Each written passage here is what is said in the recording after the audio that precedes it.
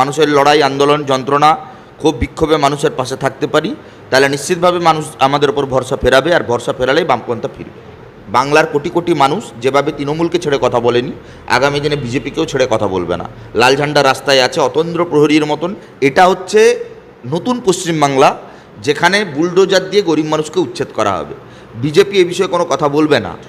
আমেরিকার কাছে মাথা নুইয়ে ফেলেছেন, পেট্রোল ডিজেল রান্নার গ্যাসের দাম প্রতিদিন বাড়াচ্ছেন, বেকারত্ব চরম সীমায় পৌঁছেছে। আরএসএস বিধানসভার ভেতরে, লোকসভার ভেতরে, প্রশাসনের ভেতরে, অ্যাডমিনিস্ট্রেশনের ভেতরে সমস্ত জায়গায় কুক্ষিগত করে ফেলেছে। শুভেন্দু অধিকারী তিনি যখন বিরোধী নেতা ছিলেন তখন তিনি বলেছিলেন হকার এইভাবে উচ্ছেদ করা যাবে না, নোটিশ দিয়ে হকার উচ্ছেদ করতে হবে, এরকমভাবে বেআইনি হকার উচ্ছেদ করা যাবে না। কিন্তু এই মুহূর্তে তারা যেভাবে হকার উচ্ছেদ করছে, সেই সময় তো শুভেন্দু অধিকারী কিছু বলছে না। এটাতে এই বিষয়টাকে কিভাবে দেখছেন? প্রধানমন্ত্রী যখন প্রধানমন্ত্রী হয়ে গেছিলেন, তারপর পেট্রোল ডিজেল রান্নার গ্যাসের দাম নিয়ে কিছু বলেছিলেন? প্রধানমন্ত্রী যখন প্রধানমন্ত্রী ছিলেন না, বিরোধী দলের নেতা ছিলেন, গুজরাটের মুখ্যমন্ত্রী ছিলেন, যখন জঙ্গি আতঙ্কবাদ আক্রমণ করতো তখন মনমোহন সিংকে কী ভাষায় আক্রমণ করতেন? যখন টাকার দাম কমে যেত, বেকারত্ব হতো, পরীক্ষার প্রশ্নপত্র ফাঁস হতো, আজকে নিট নিয়ে মুখে সাইলেন্ট।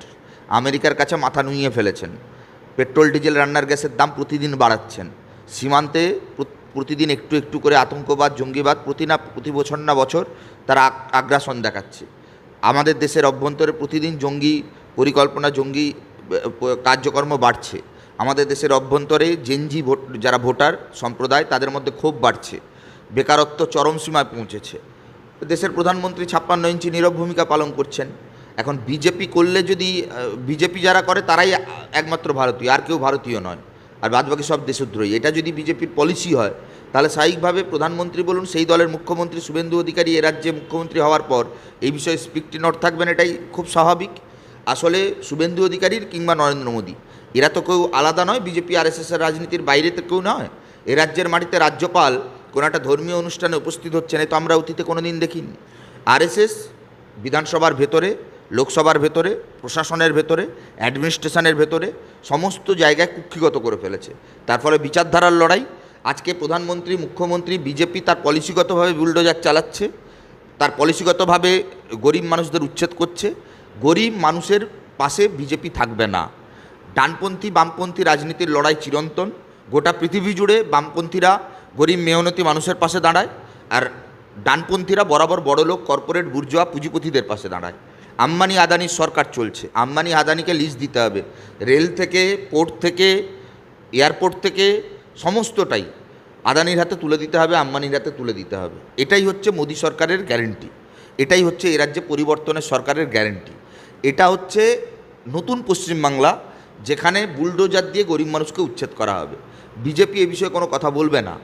এই বিজেপির নেতানেত্রীরা একটা সময় অপারেশন সানশাইনের বিরোধিতা করেছিলেন, কিন্তু অপারেশন সানশাইন যখন হয়েছিল তখন পুনর্বাসনের ব্যবস্থা করা হয়েছিল।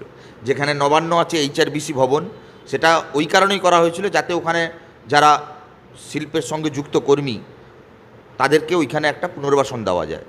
আজকে যে বিজেপি সরকার এই বুলডোজার রাজনীতি চালাচ্ছে, তারা কোনো পুনর্বাসন ছাড়াই এই বুলডোজার রাজনীতি চালাচ্ছে। স্বাভাবিকভাবে তৃণমূল এদের পাশে থাকবে না, তৃণমূল বলে আর কোনো দল নেই। বিজেপি এই বুলডোজার রাজনীতি আরও বাড়াবে। ফ্যাসিস্ট সরকার কুক্ষিগত করবে সমস্ত জায়গাগুলোকে, গরিব মানুষের যন্ত্রণা বাড়বে, মধ্যবিত্ত মানুষের যন্ত্রণা বাড়বে। নতুন সরকার নির্বাচিত হয়েছে, আমাদের আরও কিছুদিন অপেক্ষা করতে হবে, মানুষের মধ্যেও ক্ষোভের বহিঃপ্রকাশ ঘটবে।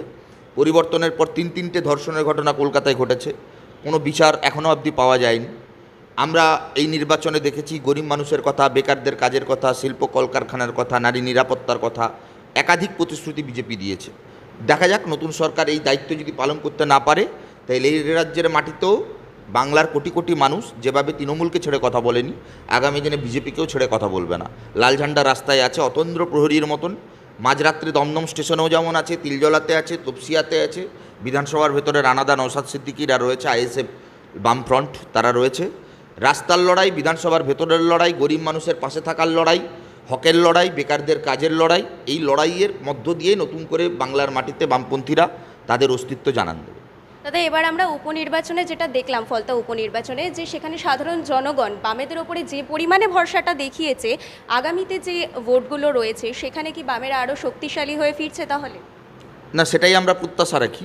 এই রাজ্যে তৃণমূল বলে একটা দল ছিল যারা বিজেপির বিরুদ্ধে লড়াইটাকে দুর্বল করে দিচ্ছিল।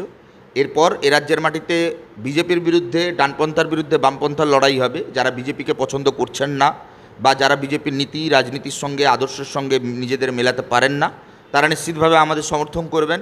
আমরা নির্বাচনী ফলাফলে রাতারাতি কিছু হয়ে যাবে এটা ভরসা রাখি না।